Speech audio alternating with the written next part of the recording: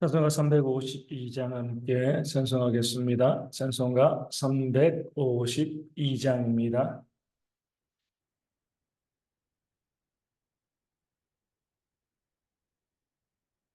찬송가 352장 십자가 군병들아 함께 찬송하겠습니다.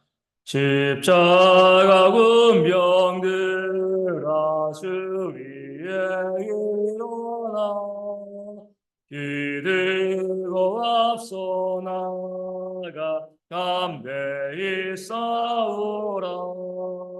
주께서 승전하고 영광을 얻도록 붉은 대건을 이사 이기게 하시네.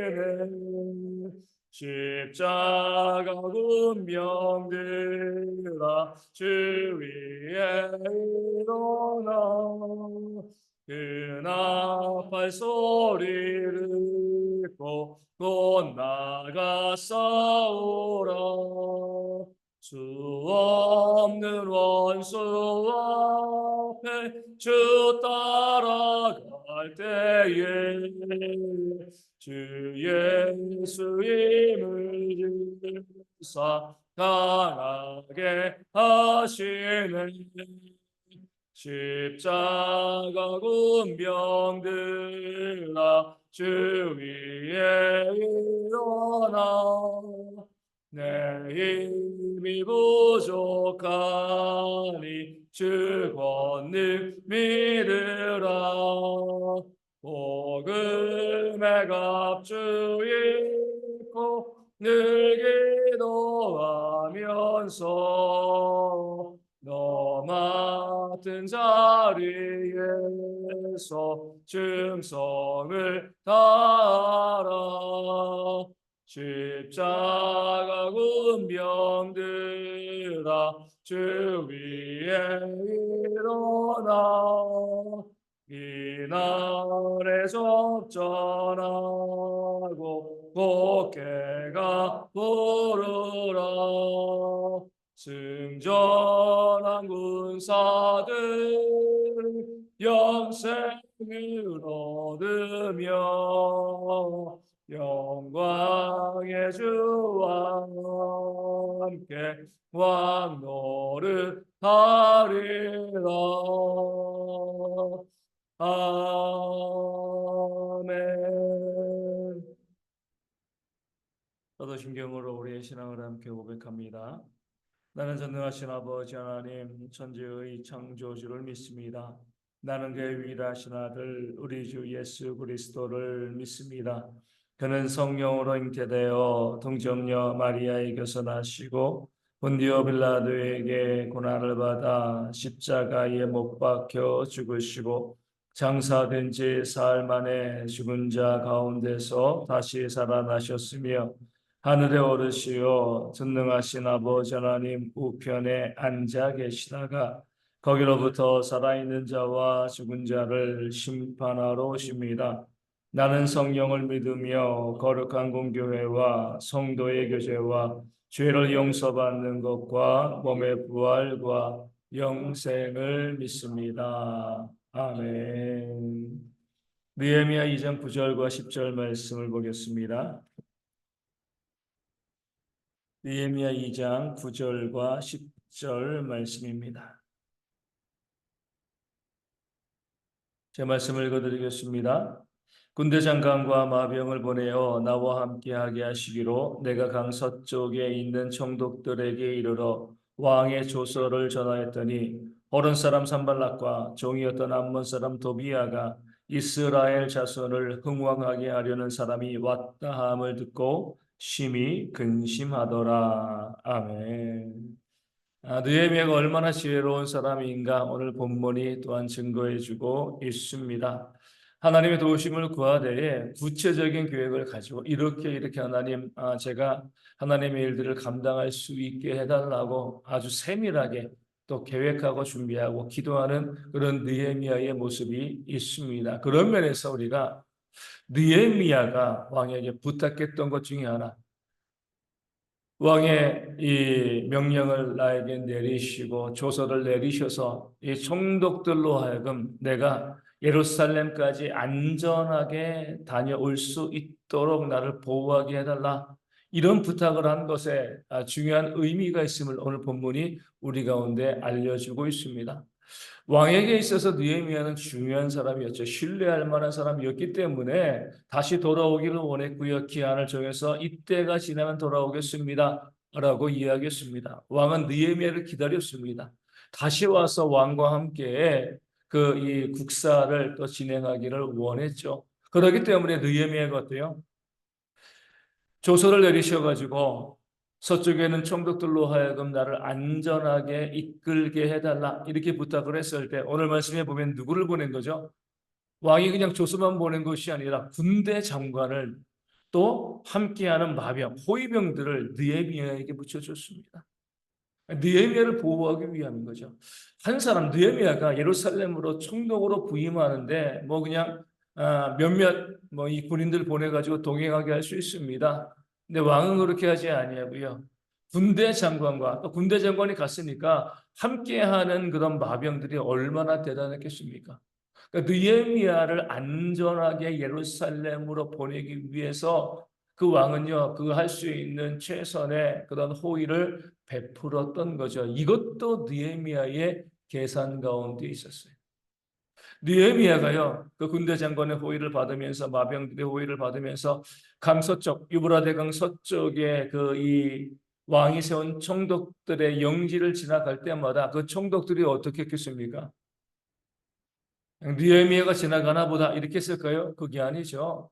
느헤미야가 왔을 때 극진히 대접을 했을 겁니다. 영접을 했을 거예요. 왜냐하면 왕의 측근 중에 측근이잖아요. 느헤미야에게 잘 보여야지만 승진도 할 수 있고요. 좀 더 좋은 자리를 얻을 수가 있는 겁니다. 왕이 군대 장관까지 동원해서 예루살렘까지 호위하는 사람이기 때문에 느헤미야가 도착하는 지역의 총독마다 느헤미야가 자기의 영지에 들어왔을 때부터 나가서 영접하고요. 그리고 또 잘 모시고 또 잔치하고 환영하는 그런 것들을 느헤미야에게 다 공급해 주었을 겁니다. 이것도 느헤미야의 계획 가운데 있는 거죠. 내가 왕의 측근이니까 내가 가면 이렇게 잘 대접받겠지. 뭐 뇌물도 받고 내가 정말 호화로운 그런 삶을 누릴 거야. 이것을 기대한 것이 아니에요.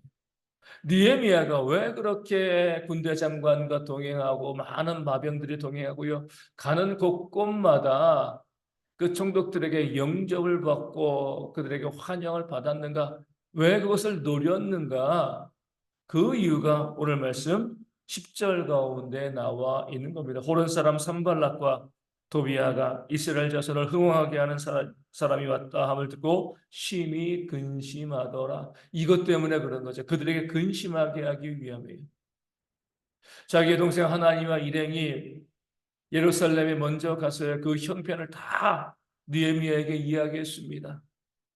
성벽은 다 무너지고 성문은 불탔습니다. 백성들은 그 땅에서 환난을 당하고 능욕을 당하고 있었습니다. 그때 느헤미야가 물어봤겠죠. 누가 내 동족 우리 동족을 괴롭히고 있는가? 누가 내 동족에게 환난을 가하고 능욕을 가하고 있는가 물어봤을 때에 하나님과 그 일행들이 이야기했을 겁니다. 산발락과 도비아가 중심이 돼가지고 그들이 그 땅에서 권력을 가지고 자기들의 권력을 누리면서 우리 백성, 하나님의 백성을 지금 괴롭히고 있습니다. 이 산발락과 도비아는요, 그 당시 그 지역에서 그 지방에서 세력을 가지고 있는 사람들이었고 그 세력을 가지고요, 자기의 부를 위해서 자기의 힘을 과시하면서 이스라엘 백성들을 정말 못 살게 보는 사람들이었습니다. 그런 사람들에게 느헤미야가 자신의 힘을 과시하기 위해서 왕의 마병과 또 군대 장관을 요청하고요. 또 각지의 총독들에게 환영받고 영접받았다는 그런 이야기를 듣게 한 겁니다. 발 없는 말이 천리 간다고 했잖아요. 느헤미야가 왕의 군대 장관과 마병의 호위를 받으면서 예루살렘으로 가고 있다. 그 소문이요. 느헤미야보다 먼저 산발락과 도비에게 들려졌을 겁니다. 각 지역의 총독들이 느헤미야가 올 때마다 나가서 영접하고 환영했다. 극진히 되셨겠다. 이 소식들이요, 느헤미야가 예루살렘에 도착하기 이전에 이미 산발락과 도비아에게 전해졌을 겁니다. 그러면서 그들이 얼마나 걱정했겠습니까? 얼마나 근심했겠습니까? 느헤미야가 오기 전에 이스라엘 백성들은 그들의 밥이었습니다. 착취하고요, 억압하고요, 빼앗고 자기들이 왕처럼 마음대로 그 땅을 군림했는데 그들의 표현대로 이스라엘을 흥왕하게 하는 자, 이스라엘이 흥왕하게 되어지면 그들이 어떻게 돼요? 그들이 갖고 있던 모든 것들을 다 빼앗기게 되어 지는 겁니다. 그러니까 느헤미야가 온다는 소문을 들었을 때부터 이 산발락과 도비아는 근심하고 걱정할 수밖에 없었습니다. 이것을 느헤미야가 노린 거예요. 만약에 느헤미야가요 정말 열심만 가지고 내가 가가지고 예루살렘 성벽을 재건할 거에 혼자 왔으면은요 아마 산발락과 도비아에 의해서 그날로 죽임을 당했을지도 몰라요. 그런데 왕의 군대 장관이 호위하고요, 마병들이 호위하고요, 각 지역의 총독들이 영접하면 위세를 가지고서 예루살렘으로 돌아오니까 함부로 대할 수가 없는 겁니다. 느헤미야가 예루살렘 성벽을 재건하고요, 성문을 다시 세우는 이스라엘 백성들을 흥왕하게 하는 그런 일을 감당할 때 그 주변 대적들이요 함부로 도발할 수 없었습니다. 이것을 위해서 느헤미야 개인이요 영접받고 환영받고 많은 것을 누리기 위해서가 아니라 대적하는 자들을 초전에 무너뜨리고 그가 계획하고 또 기도했던 하나님의 일들을 감당하기 위해서 지혜롭게 왕에게 요청하고요. 군대 장관과 마병과 더불어서 마치 개선 장군이 입성하는 것처럼 예루살렘에 들어가는 그런 느헤미야의 모습이 오늘 본문 가운데 보여지고 있는 겁니다. 얼마나 세밀하게 준비했는지 몰라요. 이렇게 말하고 이렇게 생각하고 이렇게 행동하면 어떠한 영향력이 발생하고 어떠한 반응이 나오고 그래서 그것을 가지고 내가 도모하는 일이 어떻게 이루어질 것인가 미리미리 다 계획하고요. 움직임 하나하나 체크하면서 예루살렘으로 들어가는 그런 지혜로운 느헤미야의 모습이 오늘 본문 가운데 있습니다. 우리 믿는 성도들도 마찬가지입니다. 우리의 모든 말과 우리의 모든 행동에는 뭐가 있어요? 영향력이 있습니다. 다른 사람들에게 끼치는 영향이 있습니다. 내가 이렇게 하고, 내가 저렇게 하고, 내가 어떻게 말하는가, 내가 어떻게 행동하는가, 이것 하나하나가 우리가 다른 사람들에게 보여주는 그런 모습들이 있게 되어지는 거죠. 그것을 잘 계산할 줄 아는 게 우리 믿는 자들의 모습입니다. 내가 이렇게 말했을 때 그 상대방이 얼마나 힘을 얻을 것인가, 얼마나 위로를 받을 것인가. 혹시 내가 이렇게 말해가지고 그 사람이 마음에 상처를 입지 않을까? 이런 것을 생각할 수 있어야 됩니다. 무조건 내가 생각하기에 옳으니까, 내가 보니까 이것이 맞으니까 그렇게 말하고 행동하는 것이 아니라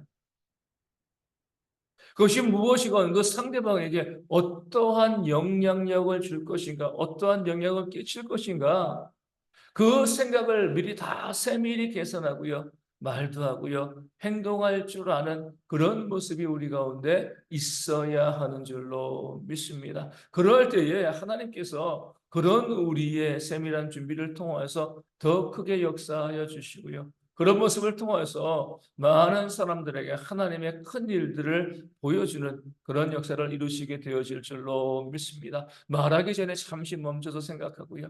어떤 행동을 하기 이전에도 이것이 과연 그 상대방에게 또 하나님께 또 어떻게 영향을 미치고 어떻게 하나님께 영광이 되어질 것인가를 세밀하게 생각하고 또 말하고 행동하는 그런 지혜가 우리 모든 성도 가운데 있어서 우리의 삶 전체가요 하나님의 영광이 되어지고 내 이웃들에게 위로와 격려와 사랑이 되어지는 그런 모습이 있을 수 있게 해달라고 이 아침에 함께 기도하도록 하겠습니다. 우리 어제 김문규 성도님 수술을 잘 마쳤다고 합니다. 회복되어져서 또 당뇨 합병증이 더 이상 확대되어지지 않고요. 그것을 통해서 건강한 모습으로 함께 나와서 예배할 수 있는 그런 모습이 있도록 위하여 기도하여 주시고 우리 가운데 육신의 질병으로 힘들어하고 어려워하는 분들이 많이 있습니다. 함께 또한 위하여 또 기도하시고 그 회복되어지는 그런 모습이 있으면 모습 있도록 이제 기도하여 주시고요. 우리 교단의 목회자 단톡방이 있습니다. 단톡방 보면 요즘 갑자기 그런 이제 이 일들이 많은 것 같아요. 특히 목사님들, 사모님들이 암에 걸리는 경우들이 참 많이 있더라고요.